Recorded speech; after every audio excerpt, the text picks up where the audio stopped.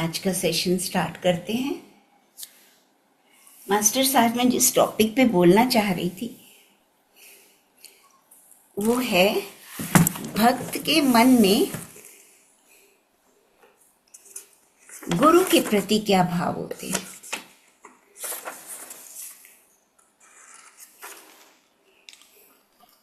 हम सब जानते हैं गुरु का मतलब। गुरु, गु क्या होता है? नहीं। गु माने अंधकार और रू माने प्रकाश। काउटी। तो जो अज्ञान रूपी अंधकार से बाहर लाकर हमें ज्ञान रूपी प्रकाश देता है उसे हम गुरु कहते हैं। भगवान शंकर ने भी कहा है, गुरु बिन भवनिधि तरई न कोई, जो बिरची संकट सम होई। अर्थात गुरु के बिना कोई भी संसार सागर को पार नहीं कर सकता, फिर भले ही वो ब्रह्मा विष्णु महेश ही क्यों ना हो। इवन आपने देखा है भागवत जो पढ़ते हैं उसमें भी भगवान कृष्ण ने इस संसार में जब मनुष्य जन्म लिया तो उन्होंने भी एक गुरु बनाया और इस प्रथा को उन्होंने बहुत अच्छे से निभाया, क्योंकि गुरु से हमें तत्व ज्ञान मिलता है।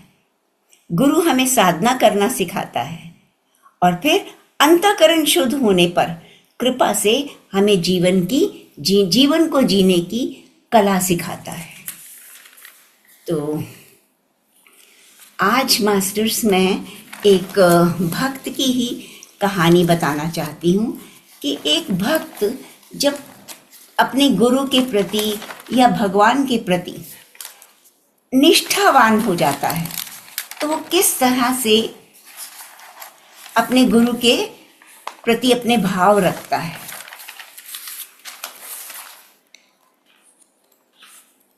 दो मिनट दीजिए मास्टर्स मेरे को।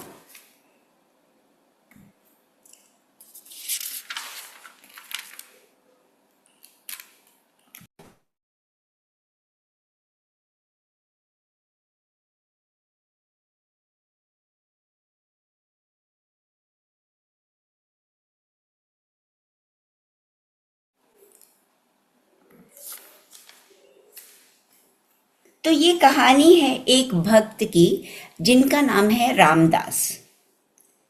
ये जो भक्त हैं ये अपने प्रोफेशन से मोची हैं, मोची का काम करते हैं और ये दक्षिण में गोदावरी नाम की नदी के किनारे रहते हैं।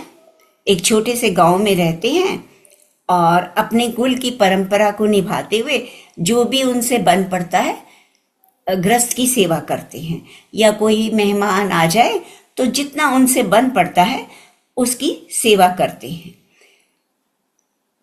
जहां तक सामर्थ्य का सवाल है तो इनके पास इतना धन नहीं है, बड़ी मुश्किल से अपना और अपने परिवार का गुजारा करते हैं। मतलब हर रोज काम करके ही वो कमाते हैं और जो पैसा मिलता है उससे खाना बनता है। उनके पास ऐसा कोई सोर्स नहीं है कि एक दिन काम ना करें तो उनका चूल्हा नहीं जल सकता, लेकिन वो सेटिस्फाइड है, पूर्ण रूप से संतुष्ट है। सत्संग से उनको बहुत प्रेम है और पूरा परिवार जो है वो भागवत भरोसे है कि जो मिला उसमें खुशी। और आम लोगों से उनकी बात नहीं होती क्योंकि वो इतने अमीर नहीं हैं और आजकल की दुनिया में तो जो पैसे वाले हैं उनसे लोग व्यवहार रखते हैं, बाकी लोगों से तो गरीबों को तो कोई पूछता भी नहीं है। तो अपने कुल की जो सेवा बंद पड़ती है उसी को वो करते हैं और उनका जो फैमिली प्रोफेशन है वो मोची का है। तो एक सड़क में बीचों बीच कहीं एक जगह पर जाकर ये मोची का काम करते हैं। किसी का जूता आ गया तो उसे सिल दिया और भगवत कृपा से अगर कोई नया जूता बनाने का काम मिला तो बड़ी खुशी से बना देते हैं। हाँ, पर सत्संग से बहुत प्रेम है। जहां भी सत्संग होता है ये वहां पहुंच जाते हैं। हालांकि इनको किसी चीज का ज्ञान नहीं है, पर अनजाने में ही सत्संग हर जगह सुनने जाते हैं। क्योंकि ज्ञान बहुत कम है तो इनको समझ भी नहीं आता। केवल जो सत्संगी लोग हैं ना, उनको देखते रहते हैं, और इतनी भी हिम्मत नहीं है कि वो उनको गुरुओं को कहें कि तुम मुझे दीक्षा दे दो। बहुत गरीब हैं, हर चीज में डरते हैं, बस जो शब्द उनको सुनाई देते हैं उन शब्दों को पकड़ लेते हैं। और कई बार तो जब कीर्तन होता है तो खुद ही खड़े होकर नाचना शुरू कर देते हैं। मतलब इतने भावमगन हो जाते हैं कि इनको पता भी नहीं चलता, और ये खूब नाचते हैं और जोर जोर से भगवान का नाम पुकारते हैं, कृष्ण गोविंद कृष्ण गोविंद कृष्ण गोविंद, बस ये नाम पुकारते रहते हैं। और क्या कहते हैं, हरि मैं जैसो तैसो तेरो, मैं जैसा भी हूं मैं तुम्हारा हूं। और नियमित रूप से सत्संग जाते हैं, इतने भावुक कि उनको नहीं पता कितनी देर से वो बैठे हुए हैं। हर बार एक ही बात, मैं जैसा हूं हरि मैं तेरा हूं। और इनका एक ही बेटा है, और 3 प्राणी जो हैं वो बस शांति से जो इनको मिलता है उसी में रहते हैं, और अनपढ़ हैं, शास्त्रों का ज्ञान नहीं है, बस प्रभु से रीझे हुए हैं, प्रभु के प्रति आकर्षित हुए हुए हैं। और कोई पवित्रता का भी ज्ञान नहीं है, कोई शास्त्र नहीं जानते, भक्ति की कोई पद्धति का उनको नहीं मालूम, एकदम भोले भाले सत्संग में पहुंच जाते हैं और भावुक होकर डूब जाते हैं। हर प्रकार से उस सत्संग के शब्दों में पूरी तरह से डूब जाते हैं। कृष्ण गोविंद की रट लगाए रखते हैं, हर सांस में उनके मन से, उनके मुख से एक ही आवाज निकलती है, हरि गोविंद हरि गोविंद।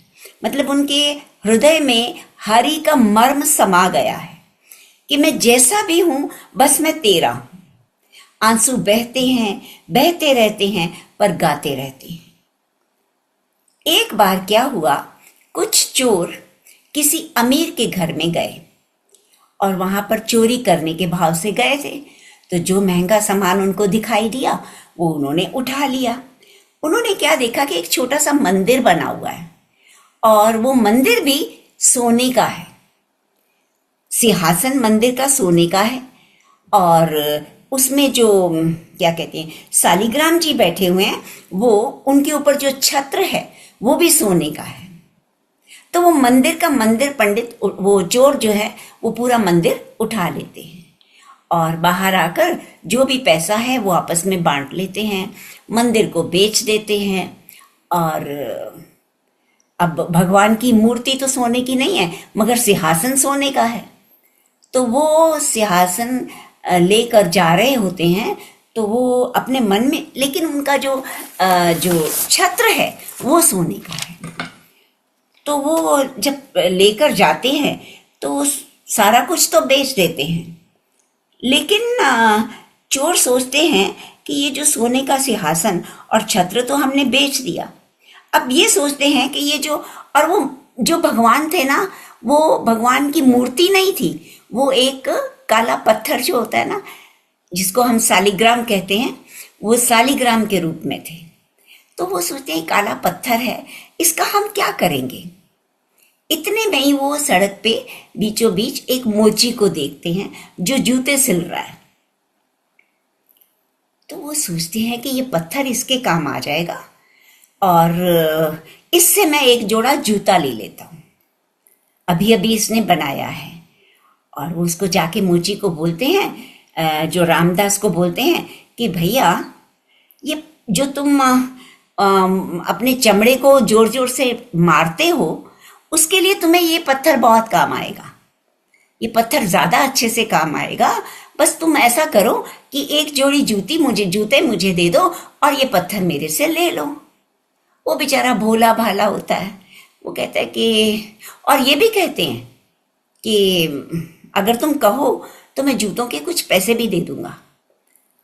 तो ये बहुत भोले से होते हैं ये कहते हैं देखो मेरे को तो ये पत्थर फ्री में मिला है, मैंने तो इसके कोई पैसे नहीं लिए, तो मैं तुमसे पैसे क्यों लूँगा, मुझे कौन सा अपने महल खड़े करने हैं, तुम ले लो ये पत्थर, तुम्हें पसंद है तो।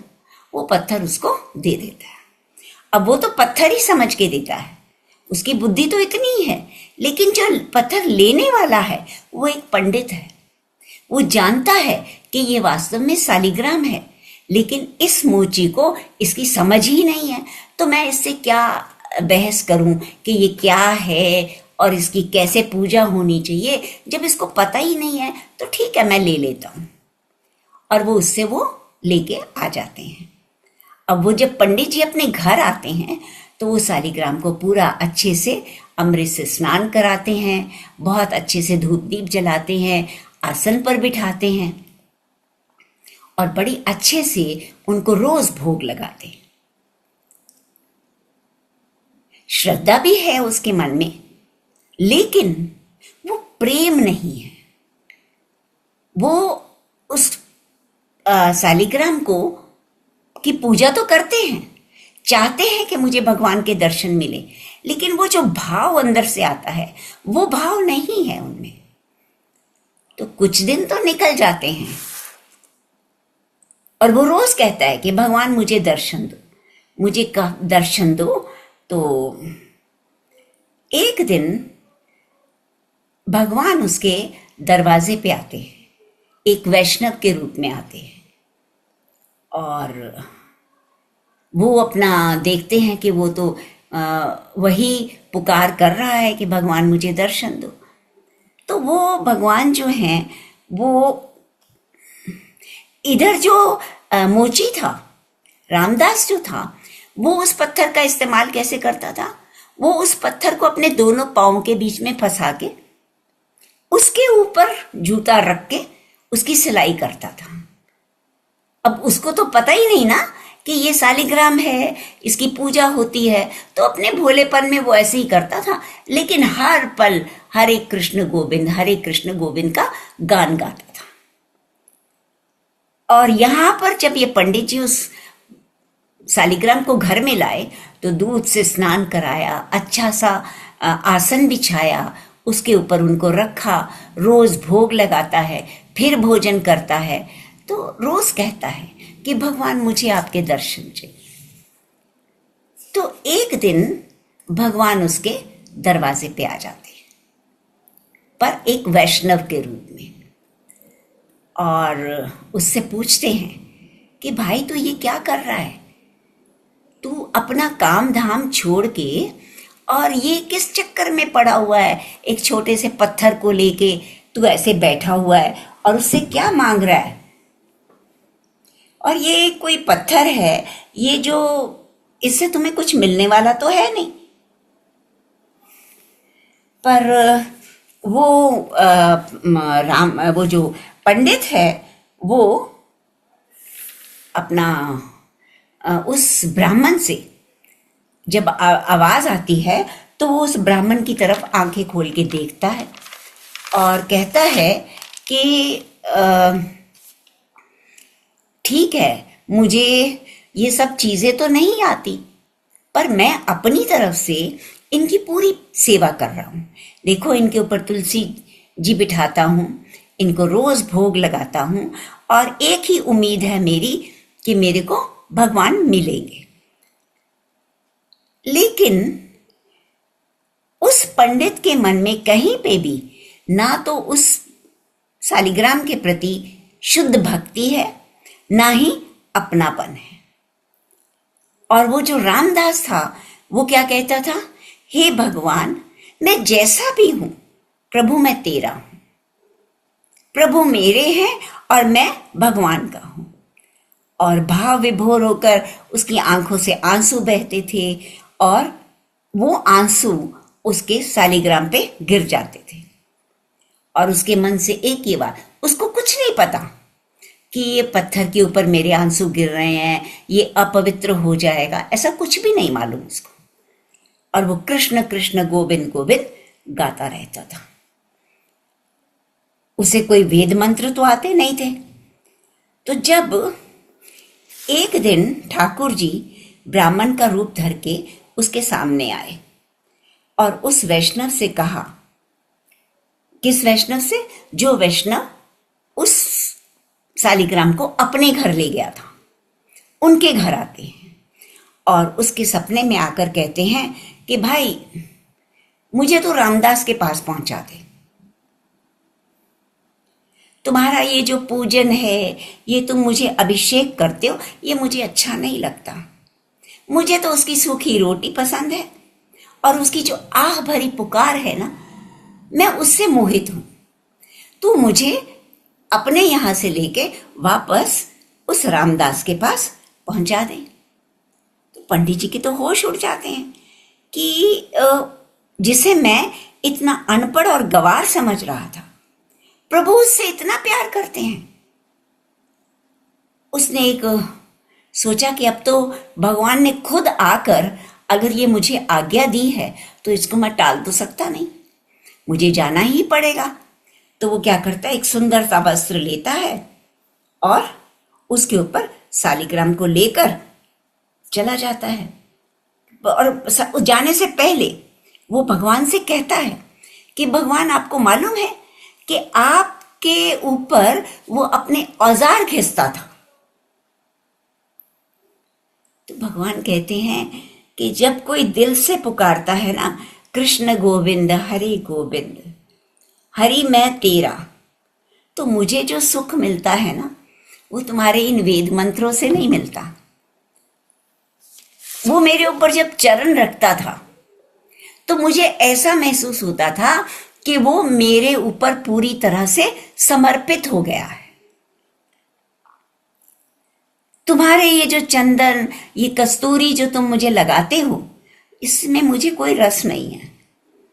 उस ब्राह्मण का जो सारा ज्ञान था, सारा घमंड था, वो चकनाचूर हो जाता है, क्योंकि स्वयं ठाकुर जी आकर उसके सपने में कह रहे हैं कि मेरे को तो वहीं जाना है, उस रामदास के पास जो मुझे दिल से चाहता है। अब ब्राह्मण सोचता है कि इसका मतलब मैं तो आडंबरी हूं, मैं तो केवल आडंबर रच रहा था, मेरे मन में वो भाव ही नहीं है जो उस रामदास के मन में भाव थे। और वो शालिग्राम को एक कपड़े में लपेटकर हृदय से लगाकर चल पड़ता है रामदास की तरफ और रास्ते में प्रार्थना करता जाता है। तो प्रार्थना क्या करता है, हे भगवान, मुझे रामदास जैसी भक्ति दो कि मैं आपको प्रसन्न कर सकूं। तो तभी कहते हैं ना कि जब भगवत प्रेमी का संग होता है, जब तुम किसी सच्चे भक्त के साथ संग करते हो, तुम्हें जाति और कुल का अभिमान सब टूट जाता है। तुम्हारा विद्वता जो है, तुम्हारा जो ज्ञान है, वो चकनाचूर हो जाता है। अब वो डरा हुआ सा ब्राह्मण के पास जाता है, शालिग्राम जी को कपड़े में रखकर और रामदास के घर जाता है। वहां रामदास जी जो है वो आंसू बहा रहे हैं और भगवान से कह रहे हैं, नाच रहे हैं, आंसू बहा रहे हैं और कह रहे हैं, हरि मैं जैसो तैसो तेरो, मैं जैसा भी हूं मैं तेरा हूं। उसके शरीर पे कपड़े भी पूरे नहीं हैं, पुराने फटे हुए मैले कपड़े उसने पहने हुए हैं, लेकिन उसके मन में एक ही भाव, उसको कुछ नहीं चाहिए, हरि मैं जैसो तैसो तेरो। तो इतना भाव में रहता है कि वो अपना काम भी ढंग से नहीं कर सकता। जब वो 24 घंटे भगवान के ध्यान में रहेगा तो कहाँ से जूते बनाएगा, कहाँ से मरम्मत करेगा। तो उसका ऐसा करने से क्या होता है, उसके काम पे भी प्रभाव पड़ता है। अब जब वो ब्राह्मण रामदास के घर में पहुंचता है तो क्या कहता है, धन्य हो तुम रामदास, तुम सही मायने में महात्मा हो। मैं तो तुम्हारी स्थिति को नहीं पहचान पाया, लेकिन ये जो भगवान है ना, ये तुम्हारे अधीन है। तो रामदास ने जब नेत्र खोले तो ब्राह्मण क्या बोलता है, ये जो पत्थर जिसके ऊपर तुम औजार घिसते थे, ये साक्षात सालिग्राम है, ये त्रिभुवनपति का स्वरूप है। और मैंने इनको अपने घर में विराजमान किया था। ये तो सारे विश्व के स्वामी हैं, ये घट घट में विराजमान हैं। इनकी शरणागति होने से जीव मुक्त हो जाता है।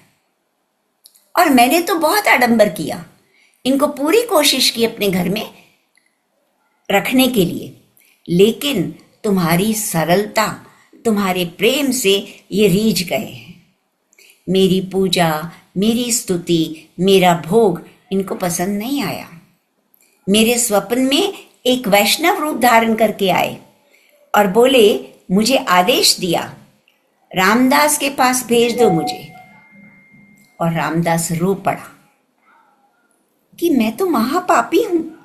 मैं समझ ही नहीं पाया कि ये भगवान है। मैंने कभी सोचा भी नहीं था। और इनके ऊपर मैं क्या करता था? जूते रगड़ता था। मैं कितना निर्दयी, मैं कितना नीच हूं। और प्रार्थना करने लगा, हे करुणा स्वरूप प्रभु, मैं कैसे आपको रिझा? आप मुझे इतना प्रेम करते हैं और मैं इतना नीच निकला।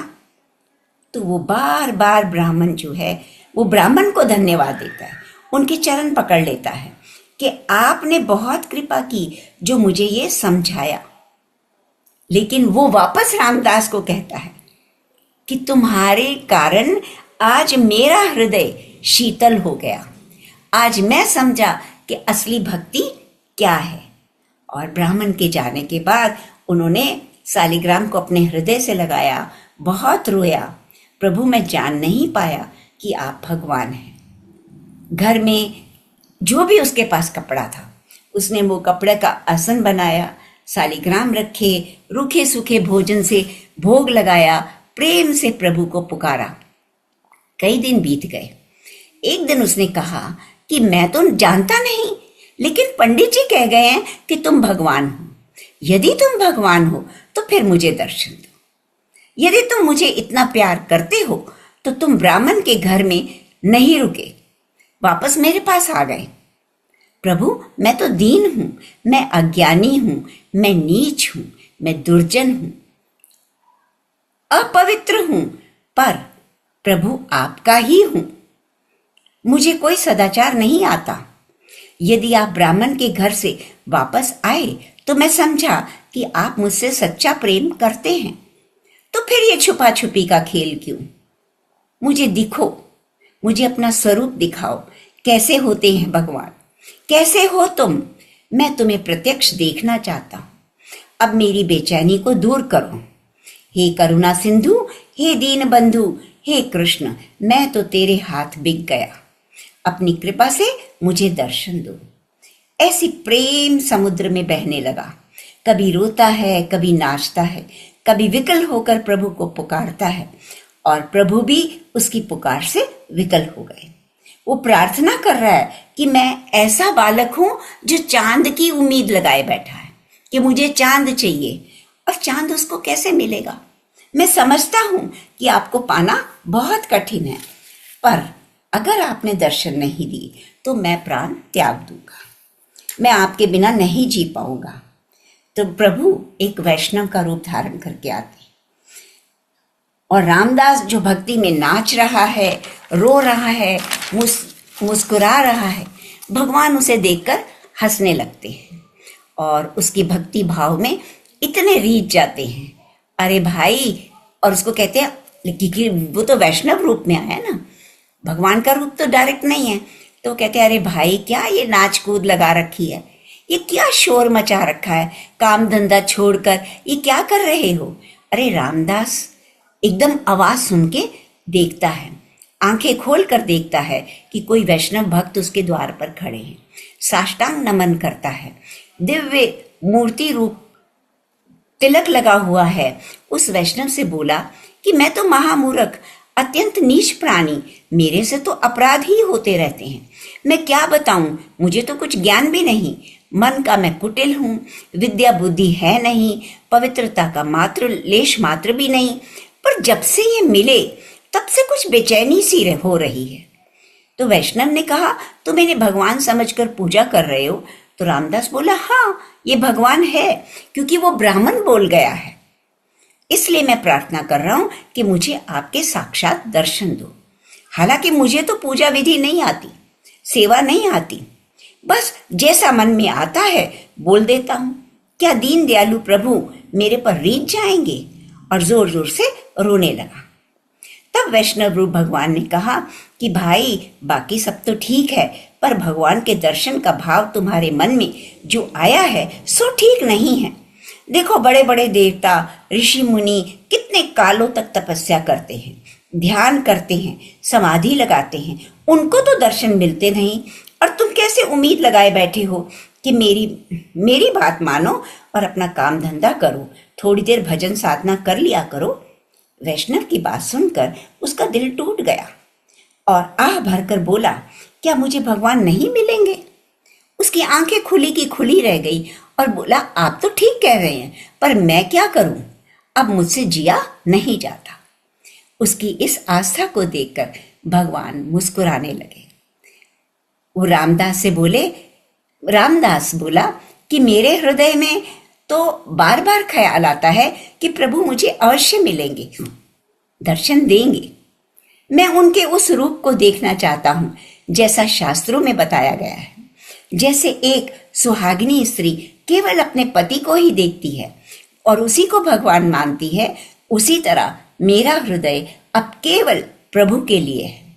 अब उनके दर्शन के बिना मुझे चैन नहीं, और मेरे हृदय में स्पष्ट भाव आ रहा है कि मुझे भगवान मिलेंगे। और वो नाचने लगा।